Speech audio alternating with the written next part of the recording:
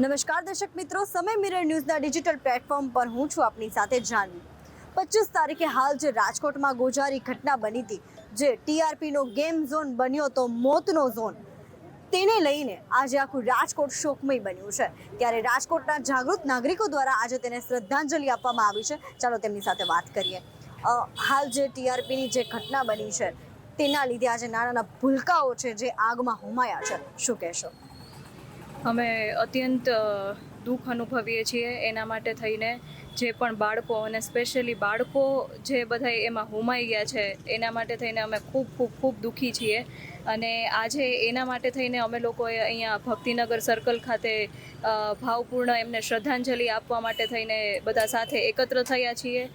અને અમારું એવું માનવું છે કે બધા જેટલા લોકો સાથે મળીને તમે પ્રાર્થના કરશો ને એટલી ભગવાનની વધારે હાજરી હશે।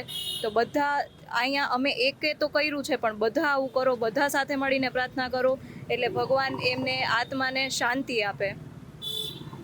તો હાલ આપણે જે વાત કરી લોકો દ્વારા કે આજે રાજકોટ શોકમય છે ને આજે બધાની પાસે બસ એક જ શબ્દો છે, એક જ આશા છે કે મૃતકોના પરિવારને આ કપરું દુઃખ સહન કરવાની શક્તિ આપે અને જે નાના ભૂલકાઓ છે તેની આત્માને શાંતિ આપે।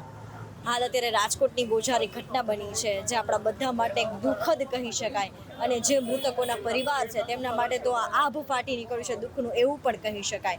તો અત્યારે શ્રદ્ધાંજલિ આપવા આવે છે, શું કહેશો? બહુ દુઃખદની ઘટના છે। આ થવું ન જોઈએ, પણ આ લોકો, આ ભાઈએ આપણે કીધું કે આ બધા પૈસાના ચોર છે, ઓલ આર બ્લડી કરપ્ટેડ।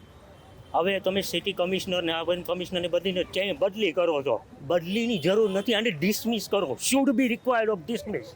આનું કંઈ નકર આનું કોઈ નિર્ણય જ નથી, આગ ફાટવાની છે અને બસ બદલી થાય રાખશે અમે કરે રાખશું। શું આમાં નિર્ણય તો આનું કોઈ ડિસિઝન નથી, આનું કોઈ ડિસિઝન જ નથી।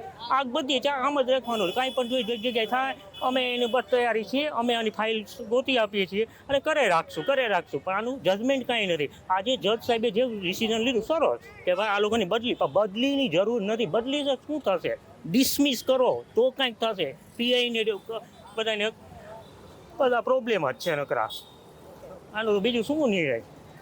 રાજકોટના જાગૃત નાગરિક તરીકે તમે શું ઈચ્છો છો કે આ ઘટનાના આરોપીઓને શું સજા થવી જોઈએ? મૃત્યુદંડ, આનો બીજો કોઈ ઓપ્શન નથી, મૃત્યુદંડ જ। નકર આ ઘટનાઓ વારંવાર ચાલવાની જ છે અને આપણે બધા જાણીએ છીએ આનો છેલ્લે તો રિઝલ્ટ ક્યાં આવીને આંગળી ક્યાં આવે છે, એ જ છે। મૃત્યુદંડ જ થવો જોઈએ। શું કહેશો ટીઆરપીની જે આ દુઃખદમય ઘટના બની છે?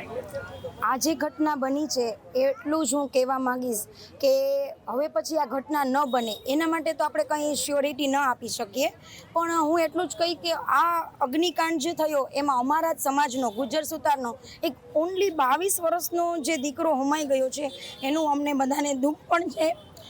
અને બસ ભગવાન એના દિવ્ય આત્માને શાંતિ આપે।